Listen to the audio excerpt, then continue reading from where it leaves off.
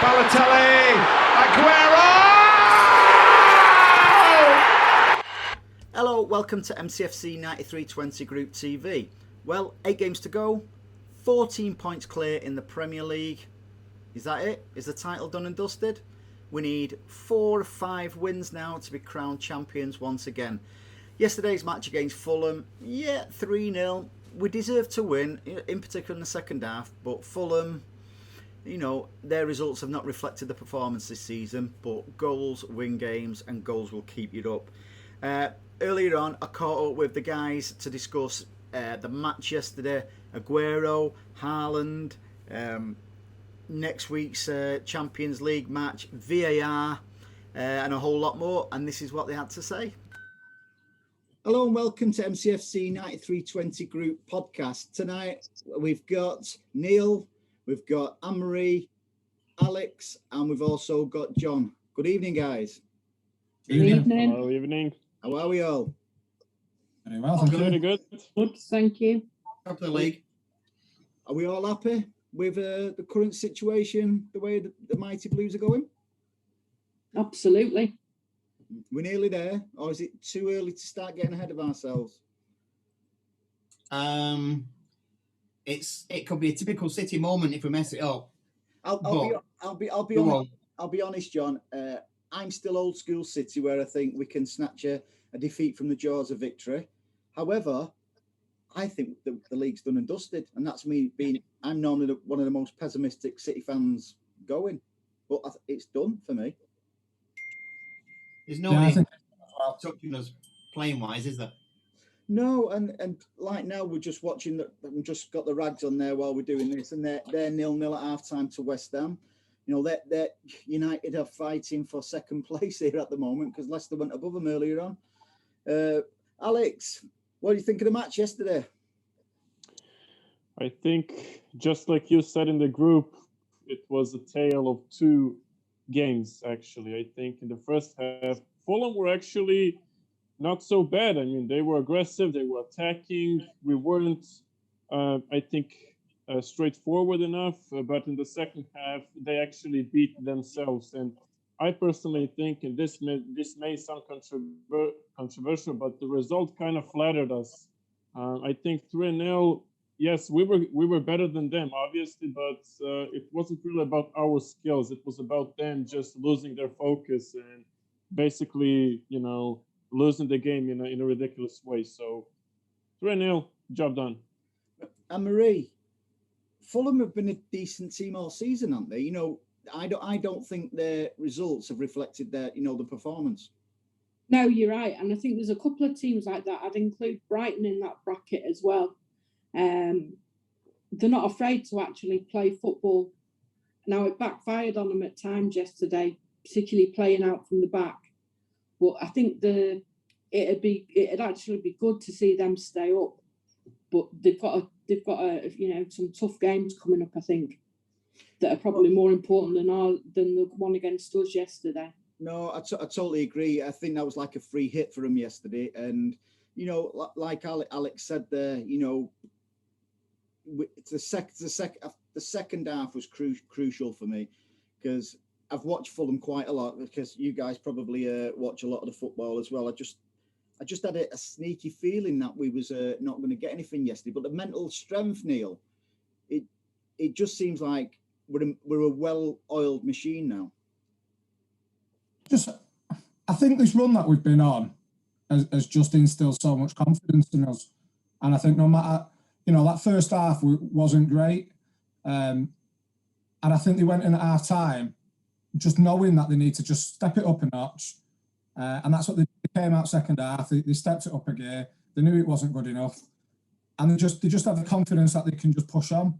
And I think it's great to see. And I think the longer that happens and we can retain that, the better chance we've got of being successful on all fronts for the rest of the season.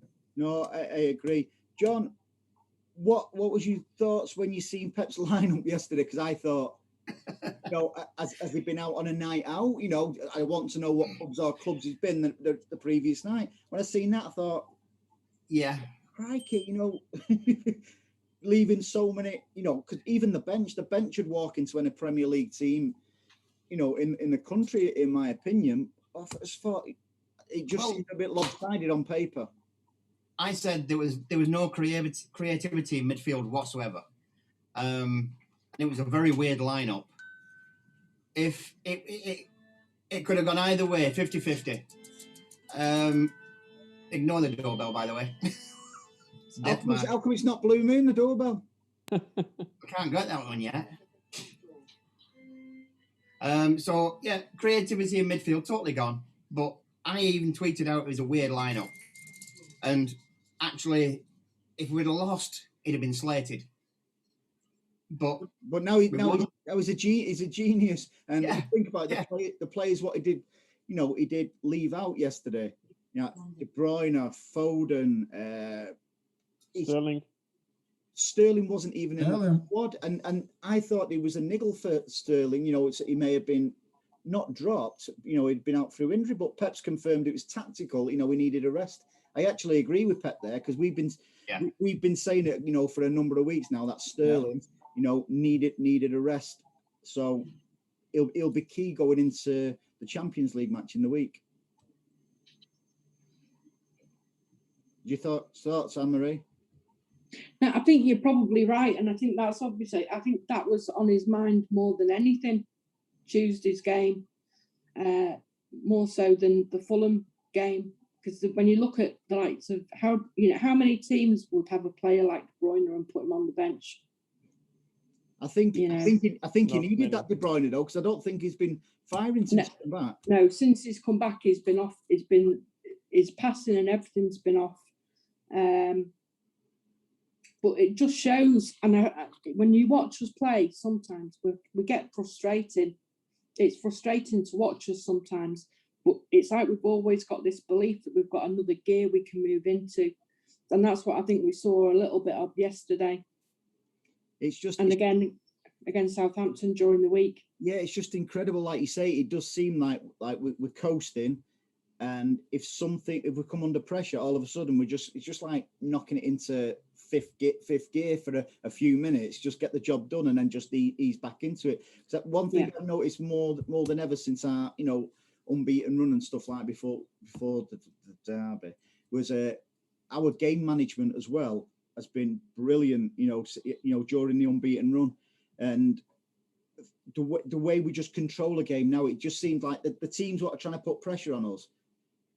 We pass them to death to tire them out, Alex. And that, for an opposition player, that must really, really get to you when it's almost like a cat and a toy. You just toying with them, and then all of a sudden, they get a little bit tired, and you just do your thing. I just remember, I can't remember which club it was, but we were trailing 1-0 and then we won 4-1. Do you guys remember which game that was? I can't remember trailing 1-0. No, I can't remember trailing 1-0. Yeah. I can't remember last week. Yeah. But I can't remember half an hour ago, but no, I'm not sure, Alex.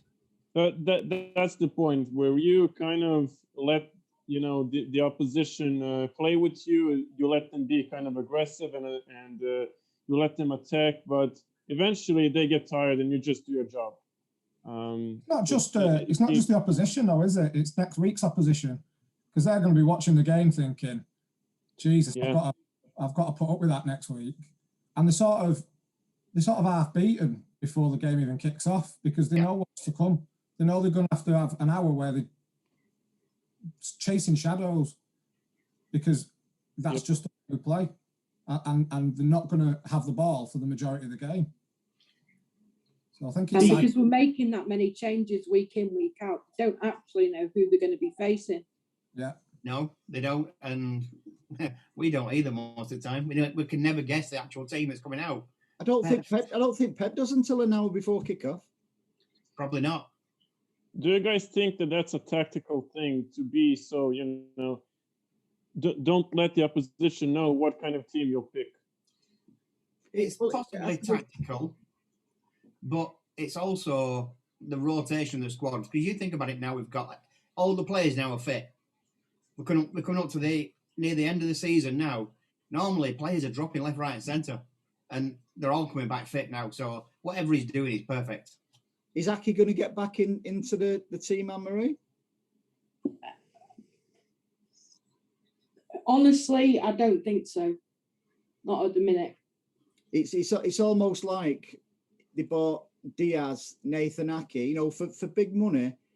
I don't think Pep was expecting John Stones to have this form what he's having at the minute. So I think the Aki one was like a fail-safe, and it's almost a shame to have, you know, four class centre backs, and he doesn't know who to use. Everybody, touch wood, everybody who comes in seems to be doing a great job. So would you all agree that the league's done and dusted? Yeah, I would say 80% done. Come on, Alex. You're going to get splinters up your bum sitting on that fence. Yeah, we'll see. I mean, maybe a bit more, but Alex, it's done. There's nobody playing on our level. Alex, what's that's true. Alex, what's the opposite to no? What's the opposite to no? It's yes. There we go. We all agree the league's done and dusted. Oh, and by the way, I have just found the game that I mentioned earlier. So it was the Wolves game. We were 1-0 up, and then they scored an equalizer, and we scored 3 more goals in the span of 10 minutes. Right. Yeah. Right. Yeah.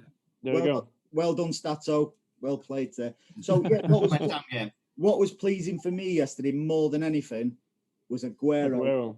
getting not just minutes, but he got 90 minutes. And yeah, there was times when he looked well off the pace, but I was watching him quite a lot, and his movement was second to none. He still got that movement. He knew exactly. Yeah. He was still when the ball was coming over, he wasn't trying to compete with the ball. He was actually anticipating a mistake, which he always does. So his brain is still there, and we scored a penalty, Anne-Marie.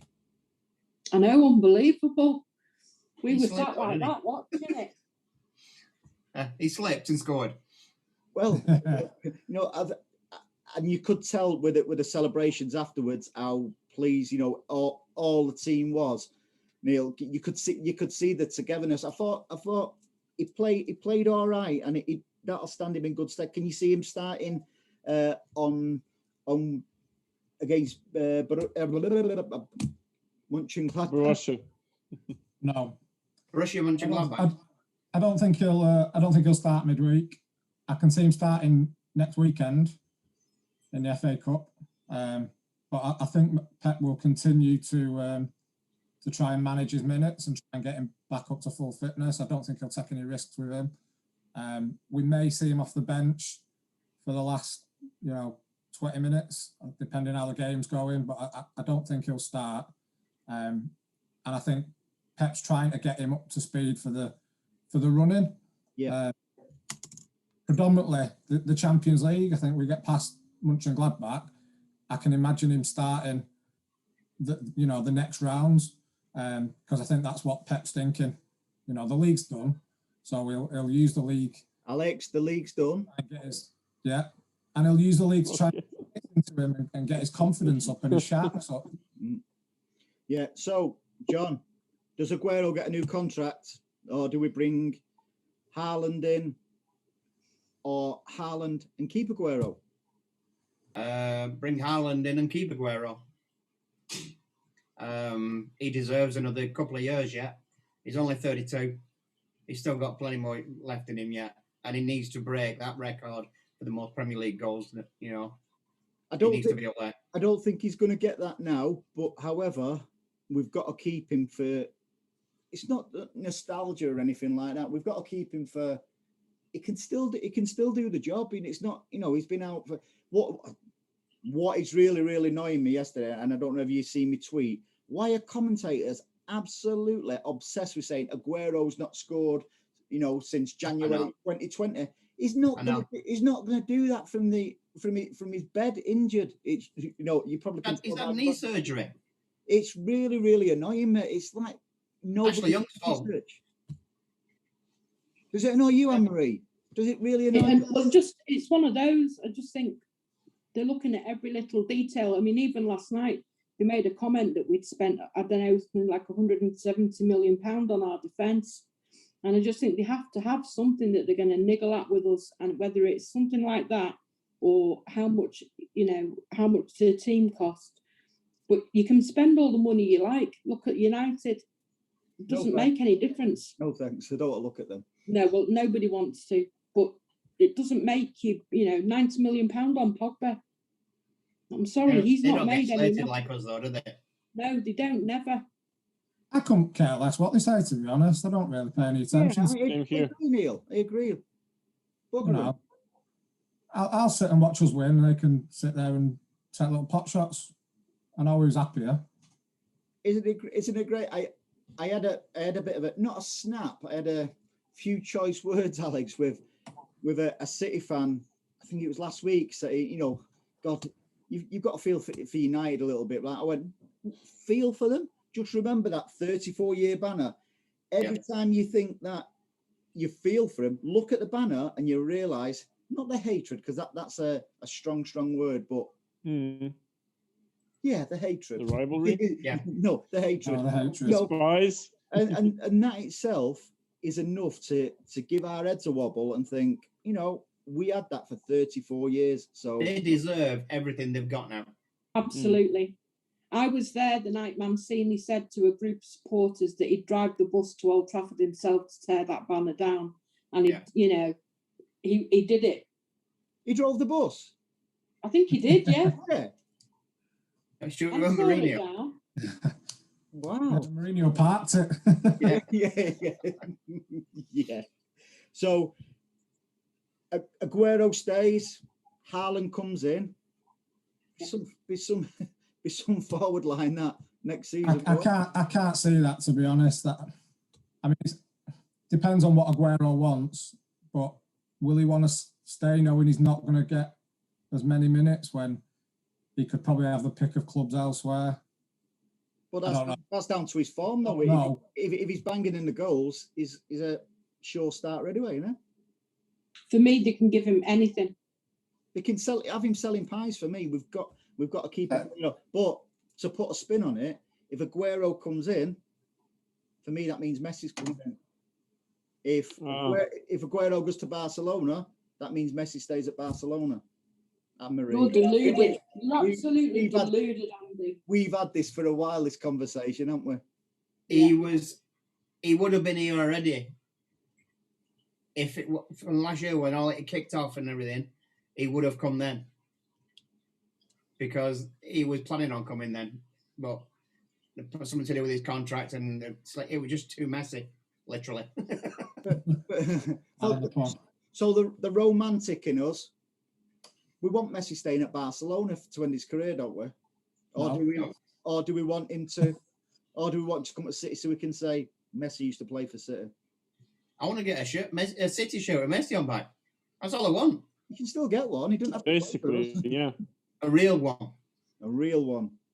It's not even that I want him to sign for us so we can say he signed for us. I want him to sign for us because he'd rip the league to pieces still. He's still top quality. And the amount of chances we create and the amount of movement and the amount of the ball that we have and the way we play, he would absolutely rip this league apart. The thing is, 30 plus league goals every season. Well, would he be a regular starter?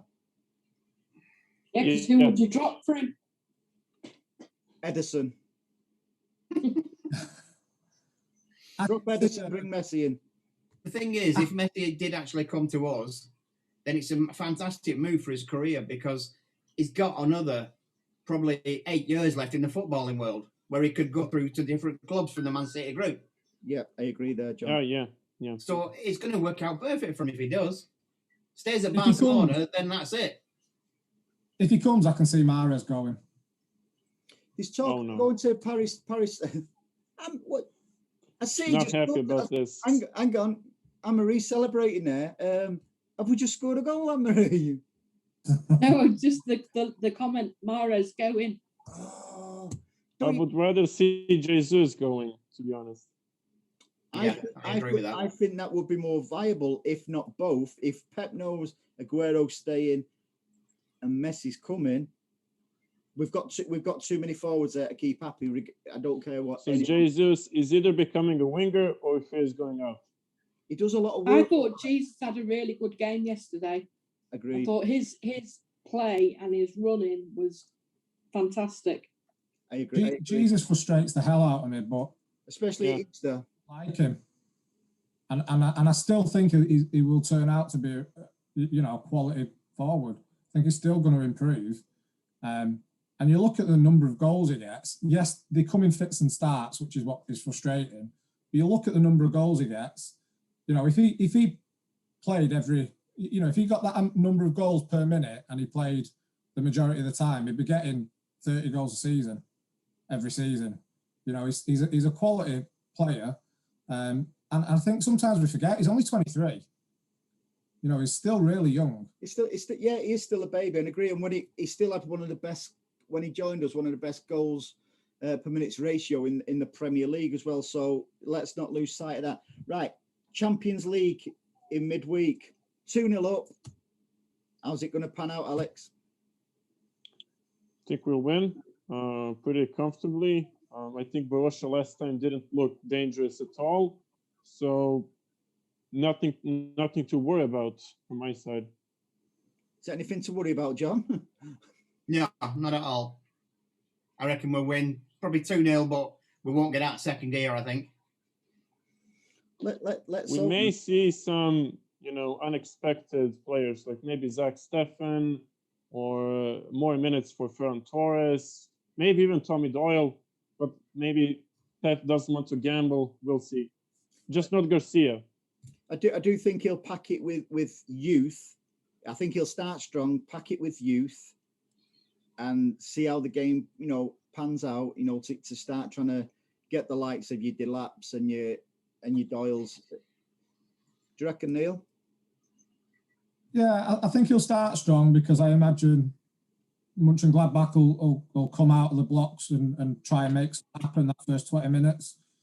So I think it'll just be a case of keep the ball, frustrate him, sort of try and take the life out of the game a little bit, and then we'll push on. I think it'll end up being an easy win, and we'll probably finish the game with a number of the younger players on. I can see Torres getting minutes.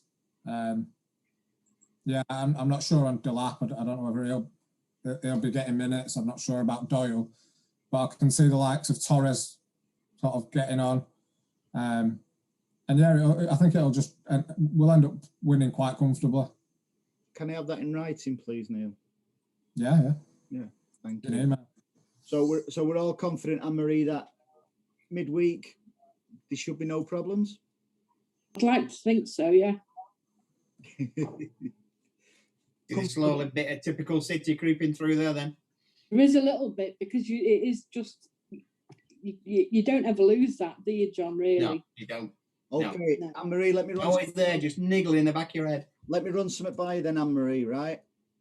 It's Gladbach get it to 2-2 on aggregate, and in the last kick of the game, Mahrez scores. Will you cheer? Of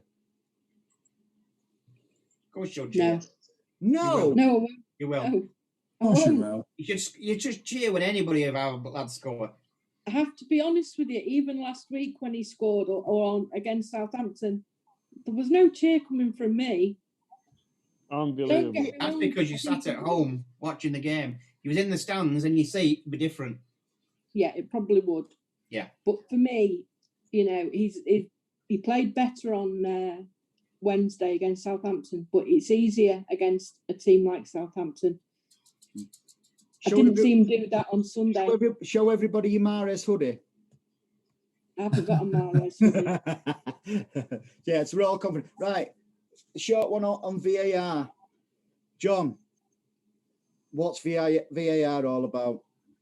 When it was coming in originally, I was all up for VAR. And if it's used in the right way, it can be good. But it's not. The first thing it needs is the referees that do the VAR taken out of it, and it needs actually trained people doing just VAR. People are trained up for doing the job, not the referees, because they back each other up. Yeah. They've always done that.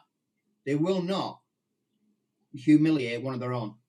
Yeah, we've done that. So, Alex, VAR, before it come in, we used to, do you remember the pubs when we used to go to things called pubs? After the game, we used to always debate, argue, whatever you want to call it, about, decisions referees had made. And when VAR come in, everyone was going, see, that takes all the emotion out of the game now. There'll be nothing to talk about in the pub. Well, there still isn't at the moment, but there will be, where we're talking about VAR decisions, what are wrong, and being proven wrong. So it's the talking points now are even worse than they ever was before. The thing is with VAR as well, it's like, how many times has it actually kicked us in the teeth? Last minute goals, when you're celebrating, and then this thing pops up saying checking goal. And it's like the one against Tottenham, weren't it? Handball. Yeah. That was, in real time, that was never a handball. And That's the thing, isn't it, John? That was the last time I physically jumped up celebrating a goal at the Spurs game. It was Gabriel Jesus, wasn't it? Yeah. Yeah, that was the last time I jumped up with the emotion of, the adrenaline and stuff like that, celebrating a goal. And that day, I tweeted, football is dead. And nearly 2 seasons on, I think that's where we are, Neil. Yeah, I think the problem with VAR is the idiots in charge of it. The theory behind it is sound. You're right what you were saying. The amount of times we was frustrated because referees were just making complete ridiculous decisions that were completely wrong. And what you want is football to be decided by the players and not inept referees. The reason that we've got so many issues with VAR is because they're not actually taking that away. They're just adding to it. If it was run properly, and you look at other sports where it is run properly, like, both codes of rugby and cricket, and I know it's different.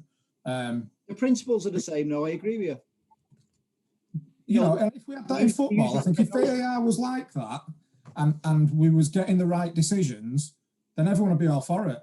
Because what we'd be talking about in the pub would be how good was that goal, or how good was such and such a player. We'd be talking about the actual game, yet we're still talking about referees because, the VAR and the rules around VAR and the way they're doing it is wrong.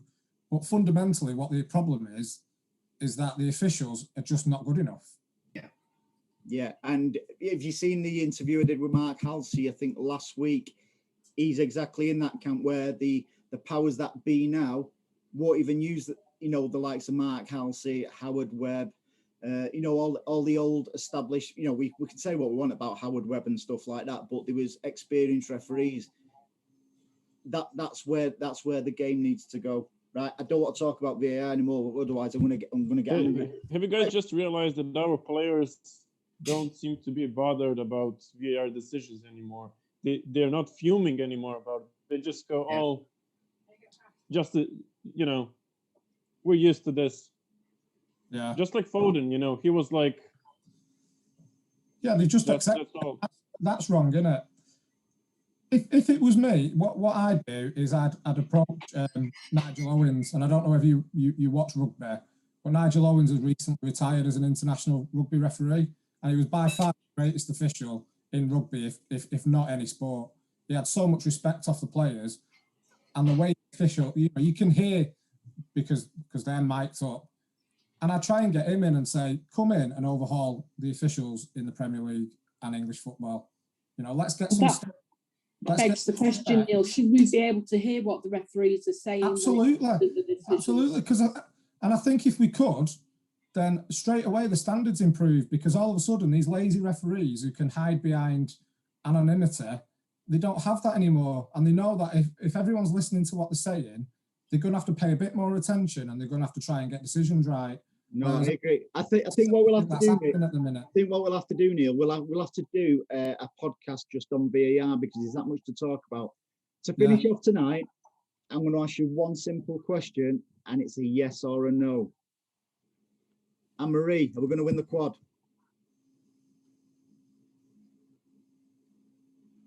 No. John, are we going to win the quad? No. Alex, are we going to win the quad? Yeah. No. Oh, Neil, are we going to win the quad? No. I'm not telling you anyway. Right, guys, that's all we've got time for this week. But thank you very much for joining us. It's been an absolute pleasure. And we'll get together soon to discuss VAR, yeah? Yeah. Cheers, Andy. So there you go. That's the thoughts from the guys about just about everything. The match yesterday, VAR, Aguero, should he have a new contract? Messi coming in. The quad. Are we going to win the quad? I don't think so. I'd be quite happy with the Premier League and another trophy this season. Still so many games to go, but the form we're in, you know, who knows? It's a bit of a weird season because of the way the world is at the moment. So listen, United have been top of the league at some point this season, so that shows you how unpredictable the world is at the moment. Anyway, until next time, guys, stay safe. Bye bye.